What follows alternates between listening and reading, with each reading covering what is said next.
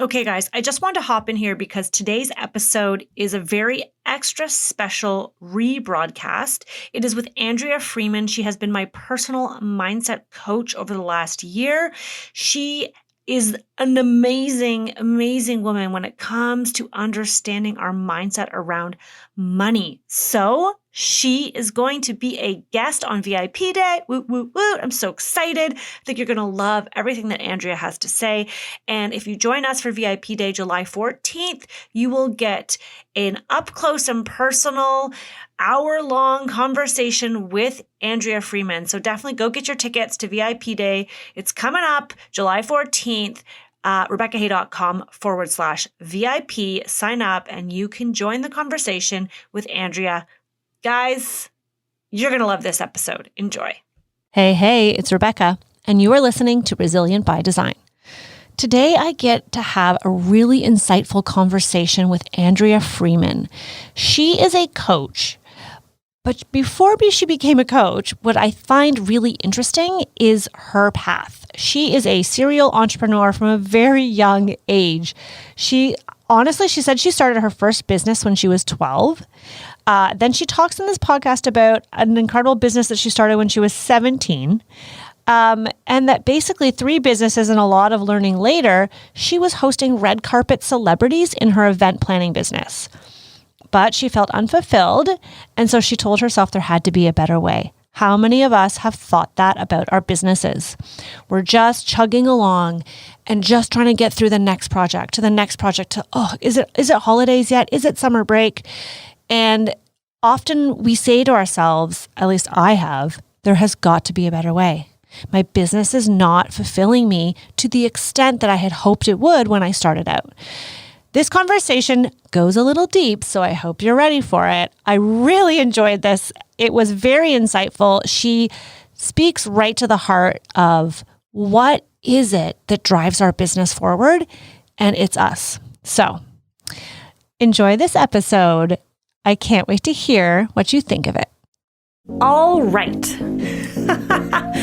I'm Rebecca Hay, and I've built a successful interior design business by trial and error, podcasts, online courses, and so many freaking books.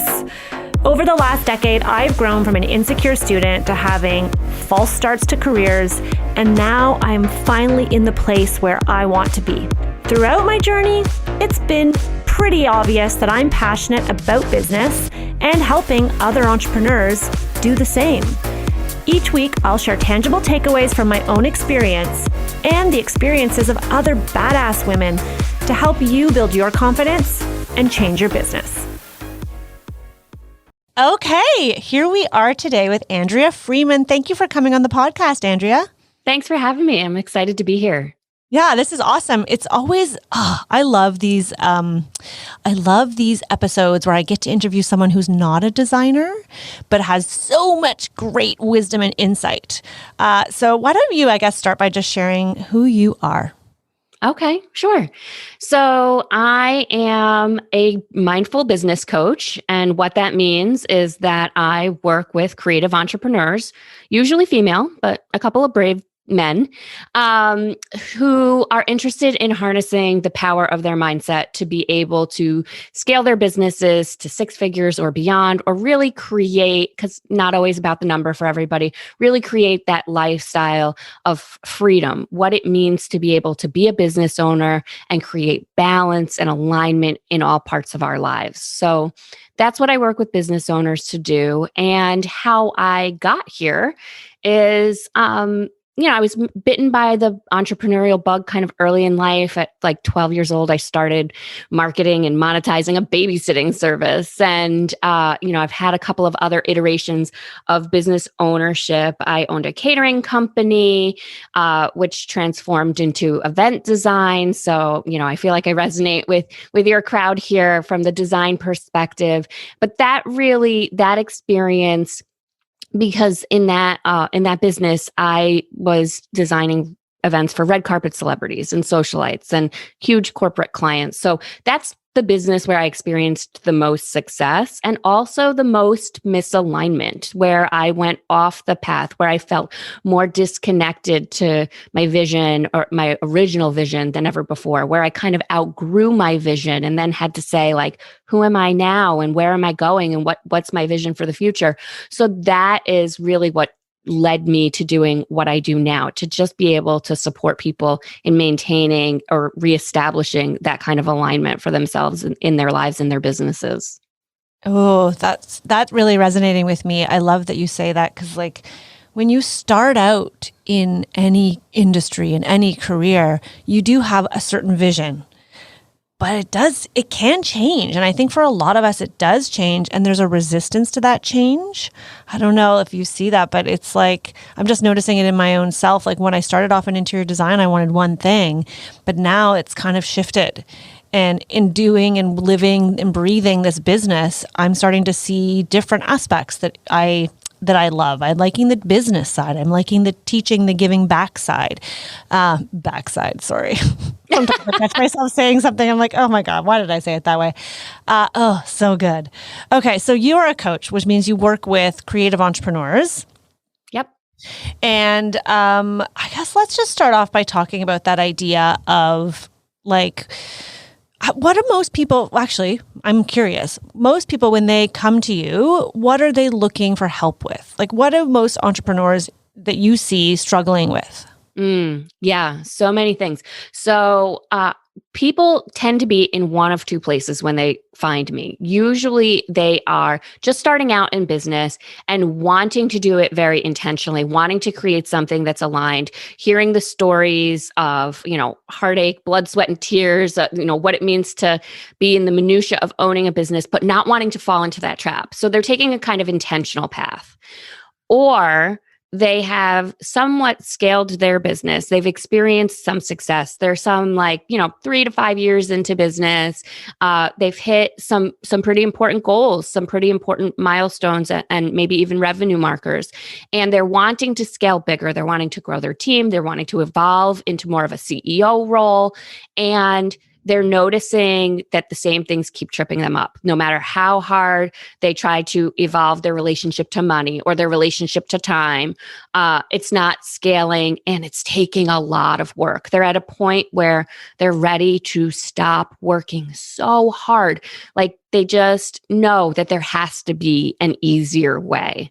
And so I basically work with people in either of those two places to get the same results, to really own who they are, how easy it could be, what their vision really is, and completely bring it into alignment so that they're fully integrated into their business, really, mind, body, spirit, and not in a very super woo-woo way, but in a very holistic, looking at all parts of what am I thinking? Where did that thinking come from? How do I transform that to produce the results that I am really committed to producing? So so that's where I find people. That's so interesting. I think a lot of us as business owners tend to hold ourselves back without realizing it. It sounds like that's what you're saying. And you can kind of work with them. How much of growing your business and developing it is mindset? Ooh, so I'd say it's 80% mindset and 20% hard work. Yeah. I think most people focus on the hard work part and have no concept of the mindset. And I feel like I'm just starting. I'm at the tip of the iceberg of learning about mindset. It's so amazing because and I don't think that this is any fault of our own as business owners, because I really do believe that the world at large kind of teaches people to look outside of themselves for answers, to be able to pick up a new book, to take a new course, all of that, and find some new system or strategy or tactic that will help us achieve the satisfaction that we're looking for. And so we're taught from a young age to do.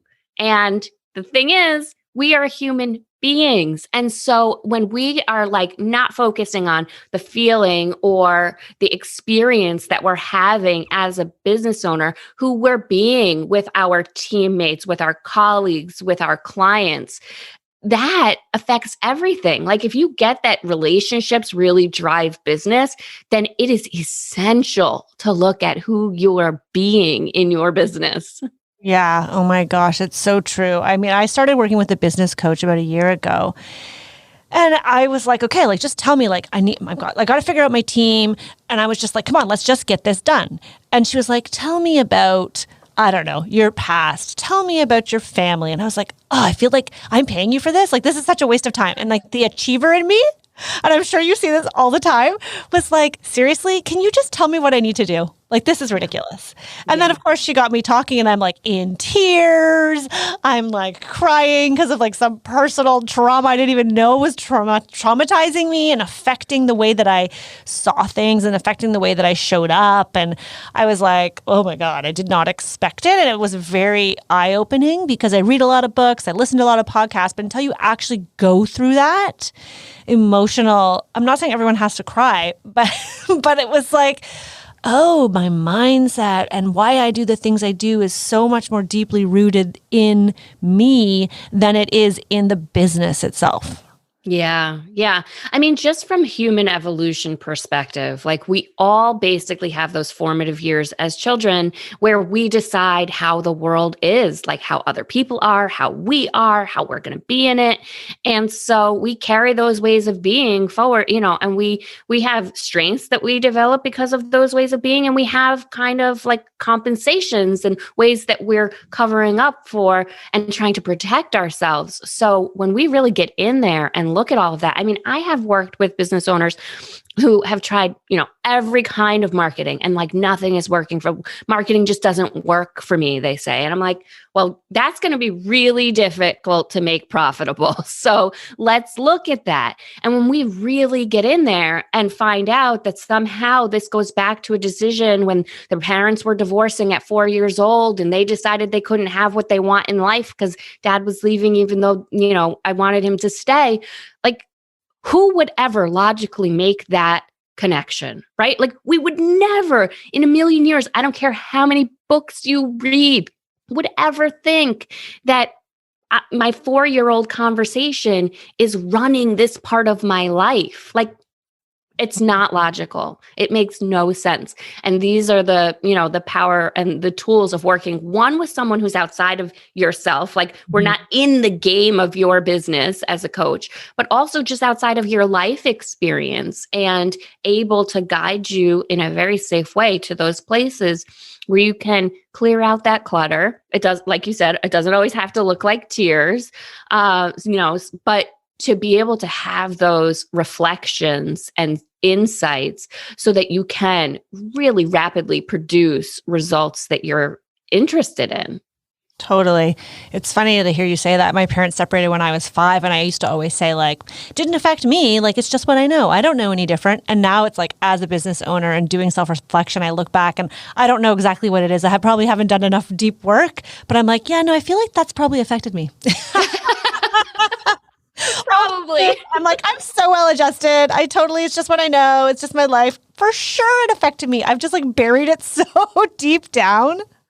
Yeah. Oh man, yeah. I blame my parents for everything. How do I not screw up my own children? That's all I can think of. Like I have 2 little kids, and every time I do this work and I think back to my childhood, I'm like, oh my God, I don't know. I don't even know the answer. Yeah. That's right. Guide them towards this kind of work and, let them see that they have their own answers inside. Okay. So it is a little woo-woo to some people who are a little bit more of the achievement mindset. How do you leverage that? Sort of like, how do you leverage that mindset to kind of be successful, level up, scale your company, start a new endeavor, whatever it might be? Yeah.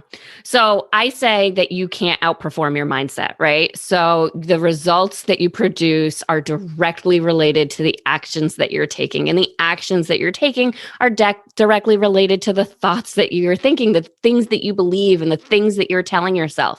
So if you want to, especially it's the end of the year, right? If you have goals for next year, if you have things that you're really out to accomplish, then going to work on your mindset, whatever that looks like for you, is just going to pay dividends. I like to say, it's like kind of a little tagline that I have, that you can let your personal evolution fuel your business revolution. So the more committed you are to the work that is really truly before the work, right? It doesn't look like doing, it's getting in there and looking at your thoughts and giving yourself time to be still and have new design ideas, new creative ideas, new systems and structures and practices to put in place for your business that will only strengthen the foundation. Very often we get kind of stuck on the hamster wheel of operating our business, of being in it and running it and all the doing. But we also very rarely do our most elegant thinking when we're running on the hamster wheel. So jumping off, giving ourselves some time to pause. I feel like 2020 has been the year of talking about self-care and self-reflection and really, truly allowing ourselves to be still and hear our heart's inner callings for ourselves, not only in our businesses, but, how that works in our lives and what we want that to look like as far as balance, I think is the most important work that we can do when we're getting ready to go into a new cycle. So then I agree. I mean, what do people do? So I guess apart from hiring a coach who can walk them through it, like what are some things that the average entrepreneur could do to kind of work on that and understand how their mindset is affecting them? Like one of the things that, it's not a tactic, but one of the things I started to pay attention to is when I get anxiety, like when I'm starting to feel really anxious, I stop and I'm like, okay, Rebecca, what is causing me anxiety? Like what is causing me stress? There's something that has happened that has triggered this feeling. Before I just like take it out on the world, it's usually when I'm driving in my car because I'm like in solitude and I'm like, why am I feeling anxious? And I try, like, I don't always come up with the answer, but I try to self-reflect and I try to think, okay, right. Like I'm anxious because the client is unhappy. And when I think people are unhappy with me, it affects me. Right? Like that recently happened. That recently happened to me. So it's like very top of mind, right? Even though it was something that was out of my control, I didn't cause the pain to the client, but their anger was taken out on me. And so I internalized it. And then as a result, I felt anxious in everything else I did that day. So like, I don't know if that's a tactic. That's just me, I guess, self-reflecting. Like what can people do to kind of understand where their mind, I feel like a lot of people are like, yeah, mindset's everything. Yeah. But then they just go back to their daily life. And they don't really see how, the way that they are perceiving an event or their business or the way they're behaving or acting might be holding them back. Does that make sense? Yeah. I mean, so often when something happens, and especially something that's a triggering event, we get caught up in the like replaying, right? Like what happened? What could I have done? And a little bit like we can go down this kind of rabbit hole of overthinking. And I feel like when you notice that you are in overwhelm, when you notice that you're in overthink, when you notice that body sensation of like anxiety and just not sure what it's about, first of all, noticing it is the first step, right? Like some people just are numb to it. So just be grateful that you're noticing it, right? And then when I start to notice that, I also pretty quickly behind that kind of have some default things that I usually pick up and say to myself, right? Like, and for the achievers, and I am one of you, like I am right there, like I can muscle through, I can work harder for longer than most people. And it used to be a point of pride for me. And there was a moment when I decided in my business, and for me, it happened after I became a mom, where I decided I need to be much more effective and much more efficient in my business, that I was not willing to sacrifice the family time for the goals and the achievements in my business, right? That the two needed to play a little more nicely together. And so I had to get out of the overwhelm and the overthink and and back to business a lot faster, right? So for me, what I started working with was affirmations. Like I would notice the feeling, I would notice the trigger, and instead of reaching for the old thing that I would tell myself, which is that like, I can do this, I know I can push through, I would reach for something that just gently nudged me more into alignment with my goals than just muscling through. And just like hard work, that yes, we can do that, but like I'm interested in something much more elegant and much more efficient and much more graceful for a business that feels as good as it looks. And so for me, I would remind myself, I mean, the very first affirmation I ever worked with was, I'm divinely guided and protected. Like, so I would give into that there is something bigger than myself, that there is something, at play, even though this isn't working out the way I necessarily wanted it to or ideally envisioned. There's something at play here, and there's something for me to learn. And there's something that is going to allow me to grow as a business owner and to evolve into the next phase of whatever that looks like for me. And that kind of dwelling in that space allowed me to not have to have every answer, to not have to understand every situation, to not have to take on my clients' emotions, because what their reactions are, and I mean, event design is high pressure, like very much, I know, similar to what you guys deal with, because the stakes are high.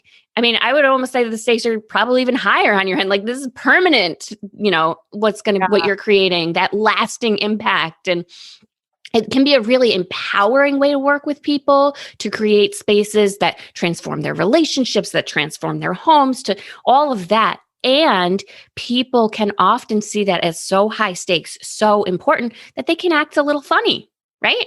Mm-hmm. And that all of that has nothing to do with me. How they react to stress, how they handle upset has nothing to do with me. As difficult as it can be to deal with in the moment, I have to empower my clients to own their reactions and their responses. I have to have a measured response to it, right? So I have to be able to come to it from a place of clarity and commitment to the end goal, which is that this entire experience is enjoyable, not just a satisfying, design, but that they get to be the best version of themselves throughout the process, right? So who do I have to be to pull that out of people? If I'm triggered and then thrown into upset and then going to respond in a not pretty way, that's not going to produce that result, right? So I have to always bring myself back to who am I committed to being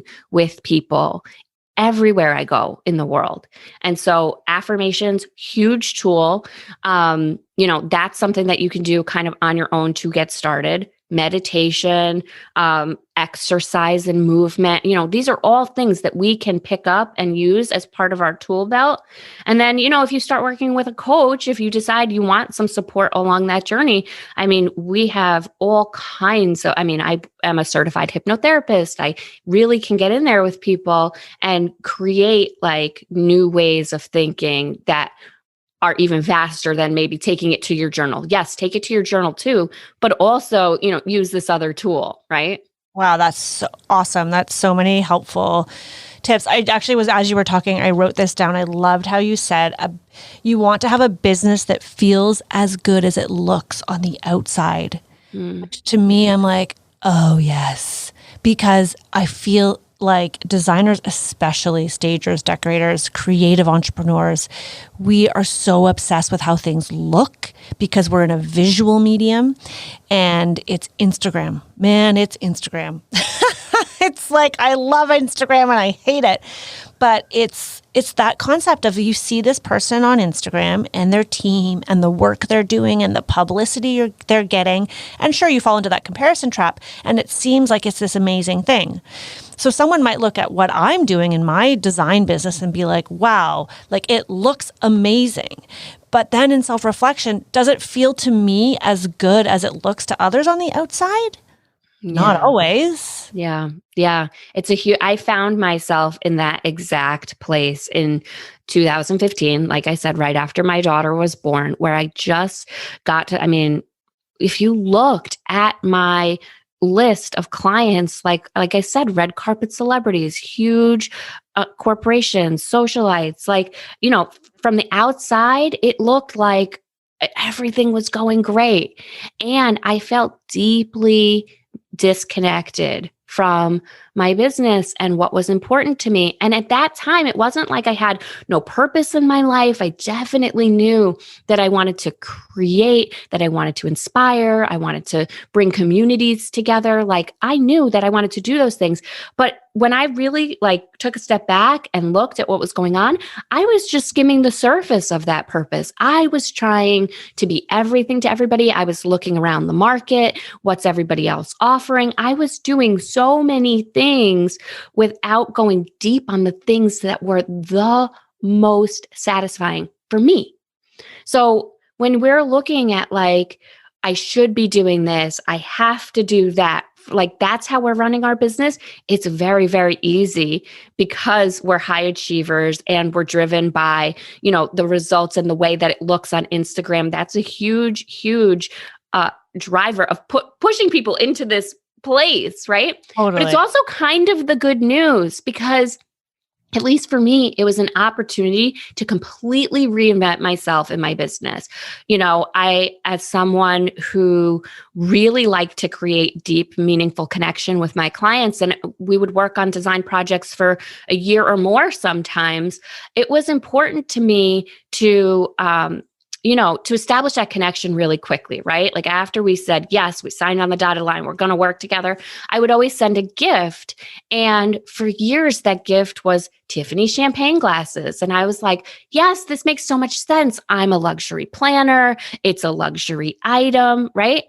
And then I was like, oh, just that surface level isn't cutting it anymore, right? Like I am going for deep and meaningful connection. And so I completely overhauled what I was doing there. And so now people weren't thanking me on Instagram with this very shiny object.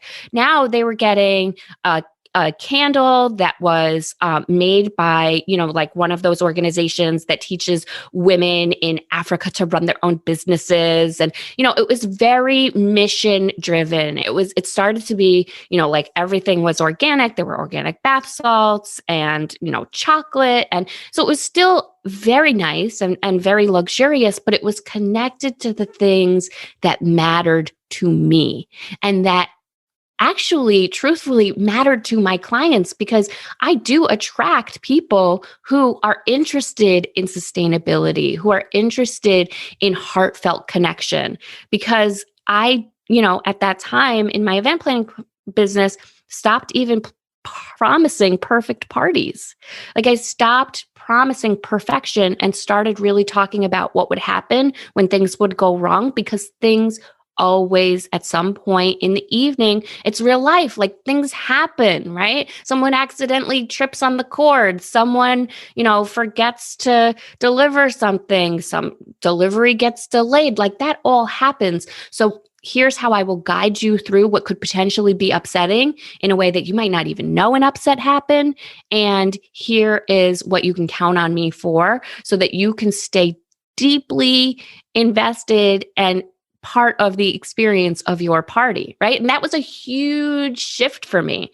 I was really worried when I was thinking about changing that messaging, when I was overhauling the brand, when I was changing up the gift about, oh my gosh, am I making a mistake? I'm going off the beaten path. I'm not doing what everybody else is doing. Is this going to work? And what I found is that it worked so much better than anything I had been doing. I had, from that point on, my most profitable years in my business.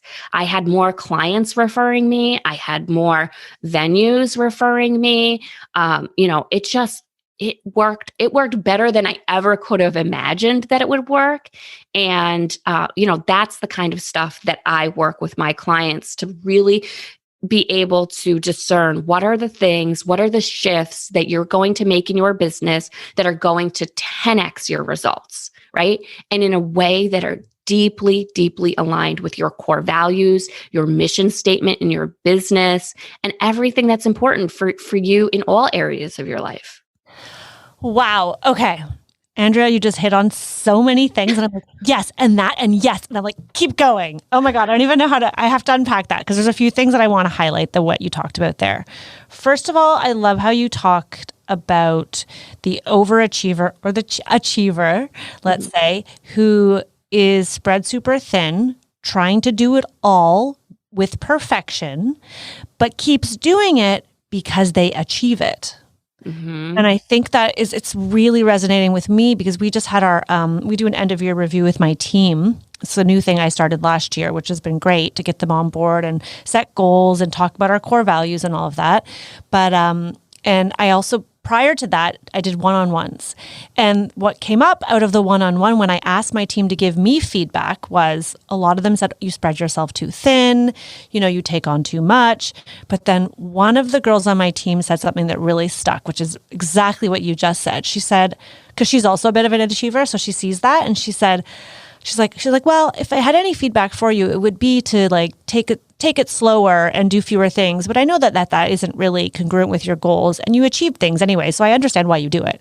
And I was like, oh, that's so interesting to hear her say that, which is what you just said. And I think a lot of us are like that. We take on so much and everyone else around us is like, you're crazy. How do you do it? And everybody else is like, I could never do that. And I think, well, obviously you could do it if you wanted to. That's how I think. But I achieve what I set out to do. The problem is I'm then so drained, so exhausted, and not like really at the core of who I am and my values. I'm not necessarily always, and I think a lot of designers probably do this. You get so caught up in, like you say, like, working with the clients, the contractors, the trades, the invoicing, the branding, the design, the everything, when maybe your heart is in, I don't know how to describe it, but like your heart and what fills you up is not all of the things. Right. It's not all of the things. And I'm starting to go on my own journey, which everyone in the world is watching. Not everyone in the world, fancy myself so popular.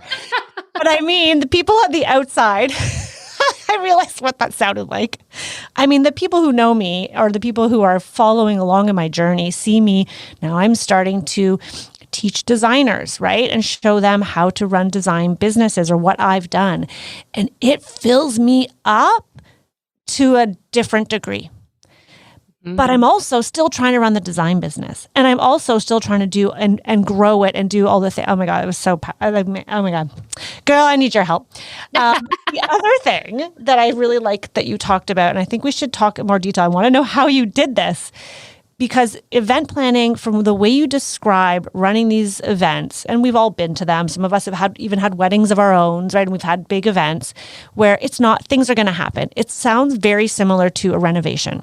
And this is something that my team and I are struggling with right now. And I know most of the designers in my courses, in my groups, in my Facebook groups, we're always talking about this, is guiding the client through the messy parts of that renovation to the end.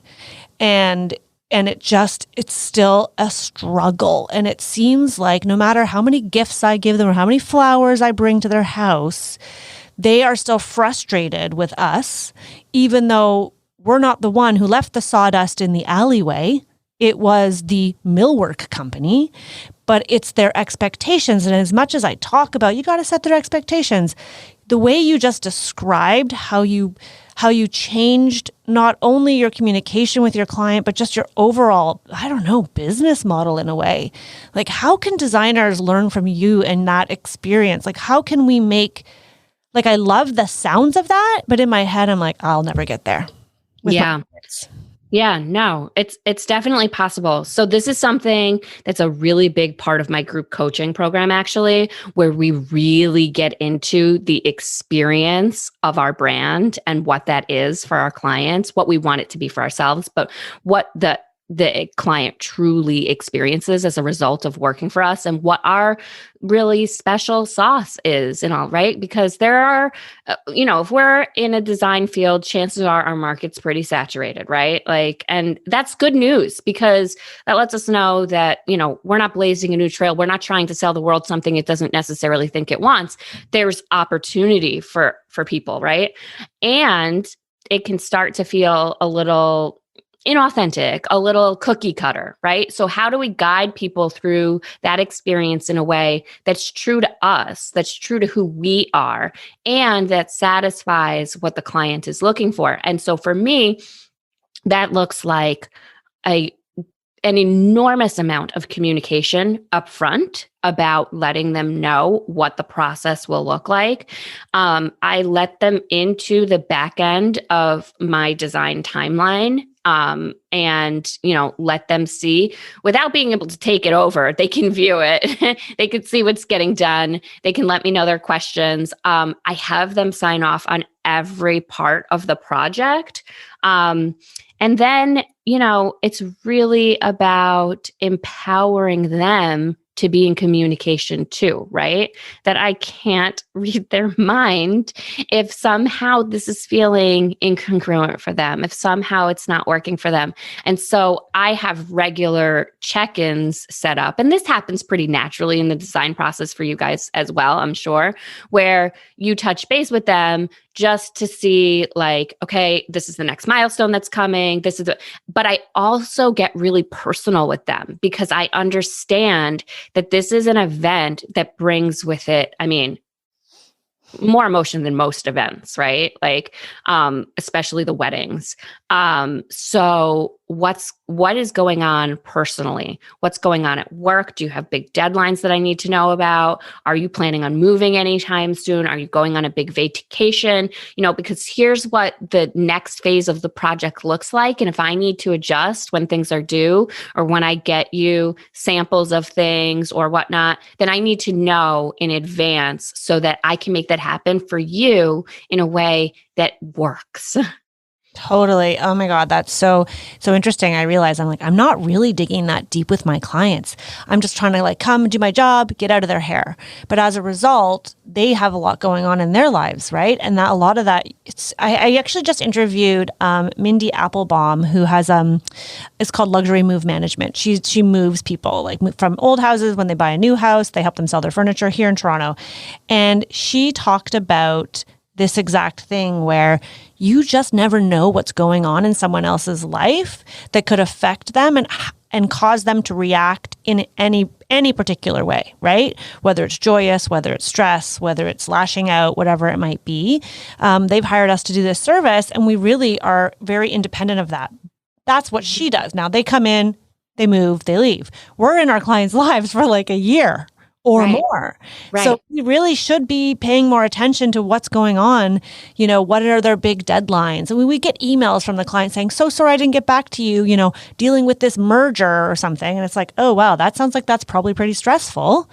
And if I'd maybe known some of those things in advance, it could have helped us instead of us getting frustrated that the client hasn't responded to the revisions request. Because here we are thinking that we're the most important thing in that client's life. Which obviously we're not.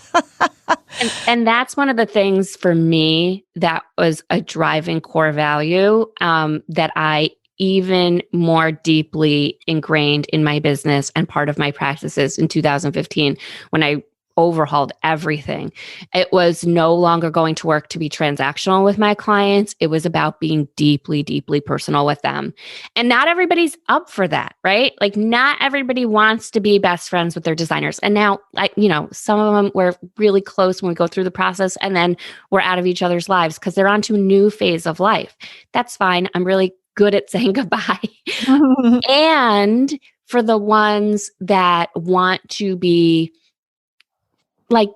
involved in the experience of planning this thing, whether it's a redesign of their home or some kind of event or whatever your business is, right? That you help people walk through that time in their lives with grace and ease and compassion. For me, I couldn't imagine doing it any other way. Now I've transitioned into coaching, and there are a handful of events that my team is wrapping up, but mostly I'm squarely focused on coaching. And that works for me. But I am walking people through this process in their businesses in the very same way. It didn't work for me to only look at the business and not look at the rest of their life and not know what's going on in all parts, because it's going to all impact the bottom line. It's going to all impact their performance. It's going to all impact who they're being in their business. So I want to, and I welcome knowing all of it. I want to know that, something happened over here in your relationship with your mom, or, that you're planning on having a second child, or, all the things that you're thinking about doing. And I want to know about the things, not even what's just going on right now, but the things 10 years from now that you would like to be your legacy in your business, the things that you would like to do. I mean, I have a promise to the world to help 10,000 female entrepreneurs scale their business to multi-six figures or beyond, because the data is in. When female entrepreneurs are empowered and, wealthy, they give back more than their male counterparts. They donate their time, they donate their money to charitable causes. I want to be a part of that. I want to be part of that ripple effect, right?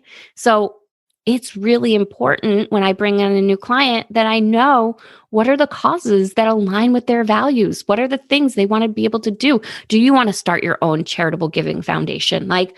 Think big, and then we can plan backwards to figure out how to make that happen. Oh, I love that. I mean, I always say set goals and then work backwards to figure out how you can achieve them. I learned this from somebody else, but I never really thought of it that way. That's really awesome. I think that's really awesome. I'm so curious. How did you start coaching? From event design to where you are now? Because it's interesting, because it's, I'm curious because I'm starting to help designers, right? With marketing and the process and running a business and all the things that I've learned. I'm now really loving giving back and sharing. So I'm just curious, someone who's similar, how did you make that sort of transition, or how did that start? It's a fair question. And I actually feel like I've been called to do this my whole life. So when I was 16 years old, I worked at a summer camp out in Kansas City. So it was halfway across the country from the home that I had always known. And I was out there for a month. I'd never been away from home for so long. And I went out there to work at this summer camp that was for kids with disabilities. And I chose to do it. It was part of the Girl Scouts. And I chose to do it because I have a sister who has a disability. And I wanted to be able to give back to this community, right? Girl Scouts is all about giving back. So I did that. And then I came home and I was like, my hometown doesn't have one of these. Let me create one. So then for a project to earn my gold award, which is the highest award you can get in Girl Scouts, I created that summer camp in my hometown. It went on to run for another 10 years. The local Girl Scout Council took it on. I trained them how to put it together every year. I turned it over to them. And then, so I'm 17 years old and I'm like, wow, what do I like doing this project, right? But I can't do summer camp all year round. What's like this? So I went to school for education. And I could not have been more misguided in my choice, right? It turns out that so funny. Yeah. that I liked being of service. I liked creating the systems and the structures and building the team. I really liked the entrepreneurial aspect of this project, but I didn't know that, right? And event design wasn't even a thing I could have imagined you could do. I knew nobody who worked in that field. It never occurred to me. So teaching was I knew teachers, right? I knew nurses. These are the people I knew. So I chose to become a teacher. And 3 weeks into being a teacher, I was like, oh my gosh, what am I doing here? This is so not for me. And so I did that. I finished that year. I couldn't just escape. But I started to do a lot of deep internal work. So I'm 25 years old at that time. And I started reading every self-help book I could get. I started going to all kinds of seminars. And I started working with coaches. I actually started my catering company when I was still teaching, because I was just okay. You are the most entrepreneurial guest I've had on this podcast.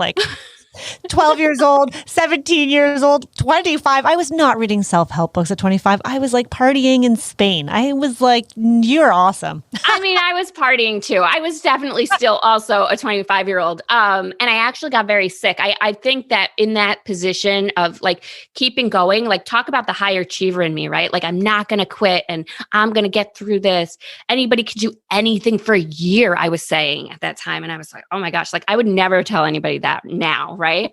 But I thought it was important to push through, and I got very, very sick. And actually, that's how the culinary thing ended up coming about, because I wanted to heal myself with food. I didn't want to turn to medicine or traditional Western medicine. And so, long story short, I have always had kind of coaches in my life. In that year, when I was 25, I dated a dating coach. I then went on to work for a leadership development company and planned all their courses in transformation that were around the world, happening globally. So I was doing like 40 courses a year for like somewhere between 40 and 400 people at a time. So learning about the foundation of business, the systems and structures, and what it really takes to keep an organization moving, building a team, all of that, but also firmly grounded in the deep, juicy inner work of looking inward at who I'm being and how that serves the world. So I feel like now I've arrived in a place that allows me to use all of these parts of myself that I was developing that on their own felt very incomplete. But now I get to fuse my ability to develop curriculum and the teacher side of me with my ability to look at who I'm being and inspire people to look at who they're being, with my experience as a business owner, and kind of put together my own special little concoction of how I can help to empower the people that resonate with me to live their life in alignment, their business in alignment with like a bigger promise than just a business core mission or just a business core values, but something that might not even be achieved in your lifetime. Like really living beyond just for the self, just for the identity, just for the ego, and beyond even my family and beyond my hometown, but for something for the world. It's like you've taken all of the all of your strengths in different realms and kind of slowly over years pulled them all together into this one thing. It's really cool to see. And I think anyone who's listening, I mean, people listening may not want to be a coach, but even in your own business, there's probably, like, my takeaway from that is we all have unique strengths and abilities that we get throughout life and passions. And you have to look at where those strengths are so that you can pull that together in your business. I think this is so interesting too. Like, I always wanted to go to teachers college. So I wanted to be a teacher. And then I taught in Spain as like a trial before applying to teachers college. And I had the same experience where I was like, yeah, no, this is too much structure. This is not for me. It's like, I can't be a teacher. So I'm going to keep pursuing all the other things. And maybe one day, and I feel like now for me, that passion for teaching and giving back is kind of all coming to a head now too, and like kind of in a very different way. But it's interesting. I think it's great there's parts of ourselves we don't want to lose. And, I love to sing. So maybe one day I'll be like a singing design coach. I don't know. But there's so many, it fills you up when you get to tap into those strengths and those passions. That's really cool. Yeah. And I think one of the things too, for me, that was really, it took me a long time to learn, was that I actually don't have to monetize everything. Like some things can just be for fun and my own pleasure and, hobby and extracurricular and whatever you want to call it. Because a little bit of, I think what happened with me with culinary school is that I tried to turn something that I love doing into a profession. And that's not necessarily what I need to do with everything that I love to do. So, Yeah. I mean, it did ultimately transition into the event planning stuff, which was definitely beneficial. But like, I don't cook professionally. So, some people would maybe look at it and say, like, oh, well, you don't cook professionally. Like, that was a misstep. I definitely learned a lot of lessons and, grew a lot from it. But I definitely don't think that I need to turn everything the way that I used to into something that's like marketable and that I'm monetizing. Probably because like in school, we're always kind of taught like, what are you strong at? What are you good at? Okay, that's where you go.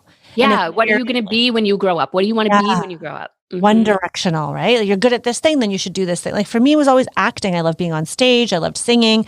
So I'm like, well, I should go to theater school. Like that's what I should do. And then for some reason, I just was like, I feel like, I don't know. Maybe I was scared. I don't know. And eventually I did attempt the acting thing and I realized, no, that's not really what I want to do with my life. Just because I enjoy that. And I love singing. And lately I've been singing with like alumni, like chorus groups of my high school. And like, that's just been enough. And it's so fulfilling. I mean, I'm not a good enough singer that I could monetize that anyways. But I think I was taught that, well, these are my strengths and these are the skill sets that seem to be the strongest at the time, because I was young and you don't know yourself that well. And it was like that, you're right. It's that idea that, okay, what am I really good at and how do I monetize? It's not always about that.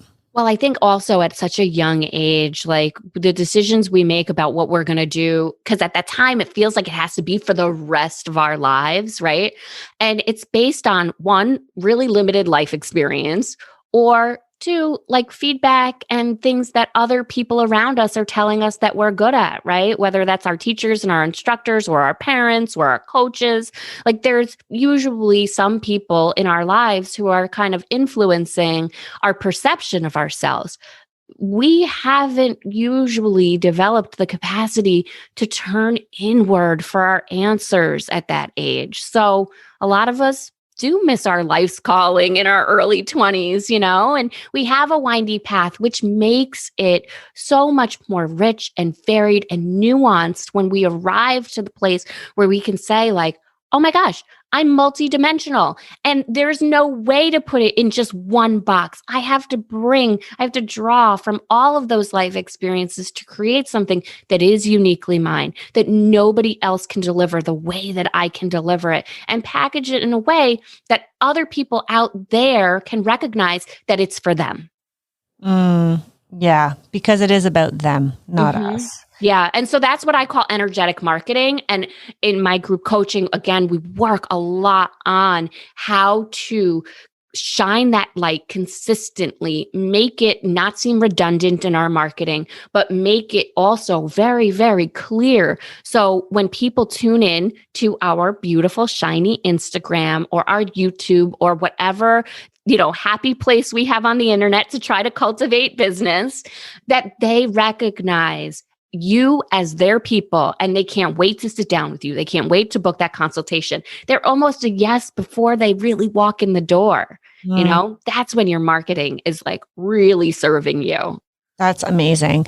So when you work with your, I don't know, clients, students, people, clients, clients, do you do that type of work? Like, do you kind of look back at, okay, well, your dad always wanted you, I'm just making this up, wanted you to be a doctor, let's say. And so you always felt that's the path you should take. And do you ever look back? Because I think that's a very black and white example of the dad who wants the son to be the doctor. But I feel like for a lot of us, it's not so set clear. It's like, yes, I want you to be what you want to be. You're very creative, though. Make sure you do something very creative, let's say, right? And then you look back, and I've never really reflected on this, to be honest. This is just something that you've said that's made me think that do a lot of us sort of look back and say, do you work with people to look back and say, okay, here's how I ended up here, and here's what maybe I was influenced because I don't know. I'm not really making any sense. I guess I'm wondering if your past matters and the influences in your past matter in understanding where to take yourself and your business to the future. That's a great question. So yes, our past matters. And the degree to which we need to get in there and look at it is different for every single one of us. Some people are like, absolutely, I don't want to have anything to do with that. Like, I've already cried on the couch of the therapist. I've already taken the seminar, whatever. Like, I've done that work, right? I'm not going to force them. Like, it's not going to work if they don't want to do that work, right? there is always some degree of inner work to do that I do with my clients because that's who resonates with me, right? But it's not all about going that far back. Sometimes the path, like the breadcrumbs and the trail, will lead us back that far. It's always something that's natural.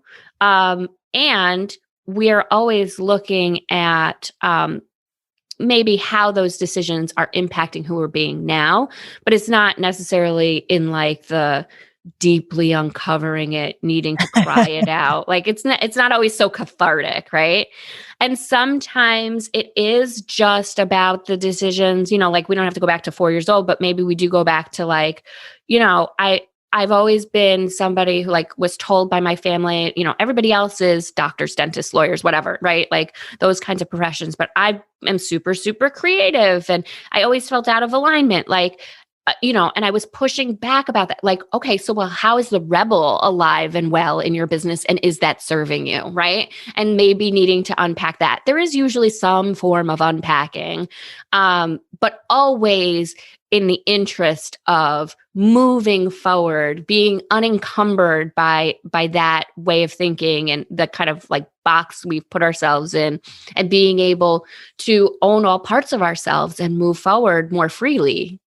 What would you say to the designer who, because I see a lot of people in my community, trying to figure out their niche or trying to figure out, what type of service do I want to offer, and not necessarily knowing this is not the right question. Well, not what to do, but like if they should pivot, if they should change. And there's a lot of fear around making big changes in their business. Like, what would you say to that designer who is really struggling with, maybe I should stop doing construction and just do decorating, or maybe, because I'm feeling so frustrated with this one arm of my business, or maybe I should just go into home staging. I had someone in my group yesterday say, like, after so much reflection, they've decided they're just going to do staging, but they're scared out of their mind because are they making the right decision? Like, what would you say to the business owner or designer in my case that is feeling like something has to give, but doesn't know how to figure it out? So when you're feeling this kind of misalignment is what I would call it, right? Like you've been doing something for some time and it's not feeling quite right anymore. And you have some insight, or maybe you don't have insight about why that's feeling off, but you're considering moving in a new direction, right? I'm understanding the question. Okay. Sure. Yeah. So when you find yourself in that place, first celebrate it, because this is the good news, right? When we're noticing that we're out of alignment, this is our opportunity to step more fully into ourselves, to step more fully into our gifts. I truly believe that we all come here for a purpose in this life. And unfortunately, we are not handed that on, some golden tablet when we arrive. It's something that unfolds over our lifetime. So if we can remember that we have dealt with difficult things before and we've always survived, then we can give ourselves some room to take a little bit of the pressure off from having to get it right and being worried about getting it wrong, and allow ourselves to just explore and to just play. And a lot can happen when we introduce that kind of space for ourselves. A little bit of the discomfort can be kind of continued when we're really trying to get it right. Totally. Like you're saying that, I'm like, yep. Yep. That is like definitely a female thing from the women that I've talked to that are designers, but maybe it's an artist thing too, this perfectionist idea of like, I have to get it right. So It's like, if I'm going to move into, let's say this was actually a gentleman that said this, but he was going to move his business into home staging only. And maybe because he was a gentleman, he was less worried about what people think, because we had a whole conversation in our group yesterday about this idea that we as a community of women tend to be, and I am stereotyping, but it just seems to be true. We tend to be so concerned about what other people are thinking. And the men in our group said, yeah, I don't know. What is it about women? Because I don't feel that way.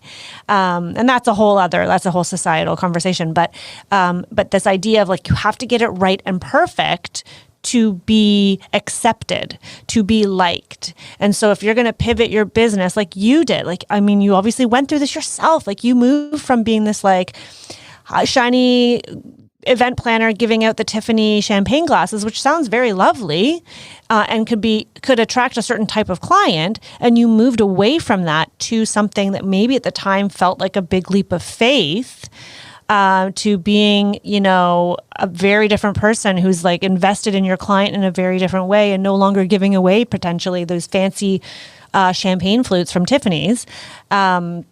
So I think, I'm kind of going on a tangent here, but the idea is that it can be really scary because you're trying to get it right. Yeah. And you don't want to make the move until you figured it out fully. Yeah. Do you see that? Do you see that in people that they're like, Often. I'm not ready to cut off this leg of my business because the other one hasn't been fully profitable yet. Yeah. Yeah. What do you say to people who are trying so hard to get it right? I see this all the time. So this is really, I have a methodology in my coaching, which really has people tap into the full scope of their power and their infinite capacity for finding answers inside. And I can't stress enough how much we really do all come hardwired with our own answers and our own internal GPS. But it is almost an unlearning that has to happen first in stopping looking outside of ourselves.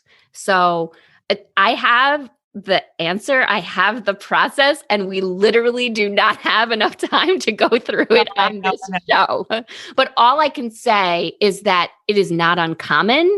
You are not alone if you are experiencing this feeling, and there is definitely a better way. Totally. Awesome. I think especially right now at this time in the world and this time in history, everyone is reevaluating where they're at in their business. Businesses are pivoting left, right, and center, having to pivot, change, adapt. And I actually think that this is a really great time in history to make these changes. It's time. It's a safer time in some ways to make a change because everyone, if you care what everyone thinks, which obviously I do, but that everyone's kind of expecting it. Yeah. Yeah. There's actually a lot of room to make the mistakes while you're making the transition now, right? Like if you're pivoting to something, if you're getting into more of like the online course creation and all of that, if you've achieved a certain level of success and all of a sudden you want to give back, or not all of a sudden, maybe all of a sudden you have the time, you've had this desire bubbling up, but you were spinning your wheels before and running at an unsustainable pace maybe. And now you have the freedom and the room and the flexibility to create this thing that's really in your heart. It doesn't have to be perfect. I definitely have the perfectionist side of me, right? Like the design driven, like that is there. And I call myself a recovering perfectionist because it does kind of flare up sometimes. I would like things to be shiny and perfect, but I also do recognize the value in learning the lessons when we're on the journey. If I created my first online course in 2 weeks, literally went into a cave for just 2 weeks, but not like what you hear a lot of online course creators doing, which is like 6 months before the course is ready. I did a live launch. I did it real time with my students and developing the curriculum. Like I had my outline, but I was doing it and responding to what was really resonating for them. And I learned so much about course creation in those 2 weeks. And that is the kind of stuff that then I was able to bring into my group coaching and my one-on-one coaching, where I'm supporting people with my online portal and they have access to all the previous teachings and all of that. But if I had gone into the cave for 6 months, I never would have learned all of the things as quickly as I did. So sometimes done is better than perfect, right?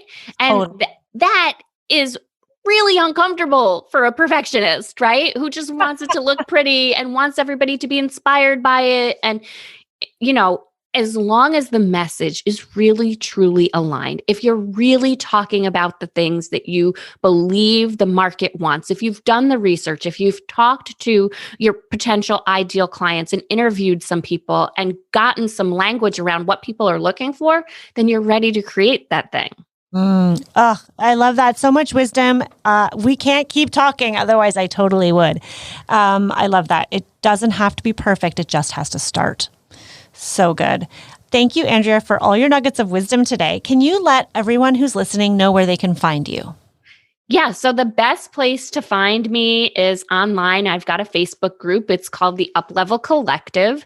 And that's a space where I support creative female entrepreneurs who are interested in scaling their business to 6-7 figures and beyond. So, and really making that meaningful, lasting difference in the world through their business and aligning with every part of their life. So if that's a conversation people are interested in, facebook.com/groups/Uplevel Collective. Awesome. I'm definitely going to check that out. I love everything that I'm drinking the Kool-Aid, girl. Yes, come join us. It's all about dreams fulfilled over here. I love it. I absolutely love it. Thank you so much for taking the time to speak with me today. I really appreciate it. Thanks for having me. This was great. All right. That was really, really good. I mean, all I can think about is all the incredible ways that I want to improve my business right now. And what's sticking with me so much that Andrea talked about is, what is the experience of our brand? And really turning it on its head and looking at it from that client perspective. Like, how can we change and really overhaul the way she did with her own business? Like, how do we overhaul what we're doing so we can speak to our clients at a deeper level and enhance their experience of working with us? I feel as though at the moment, my business, we're still struggling in the implementation with the renovations that are dragging on and the construction. That whole element of it is, I feel like it's dragging us all down. So I need to look at it differently. And I need to look at what is it in my own life, in my past even, that's potentially holding me back from really getting there, getting to that next level. I hope you guys found this episode just as insightful as I did. Please be, I don't know what I was going to say there. Please go and follow her on all the places in the Facebook group. Andrea Freeman, thank you. And guys, if you liked this episode, I know it was a little bit different than the typical design content. I would love to hear from you. Send me a DM on Instagram at Rebecca Hay Designs, or, just screenshot this podcast. Let others know that you enjoyed this episode so that we can keep creating the podcasts and the content that you like to listen to.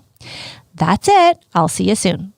So Andrea Freeman is amazing. I hope you really enjoyed that rebroadcast. You can see her up close and personal on VIP Day, where we are diving into all things financial, money, mindset.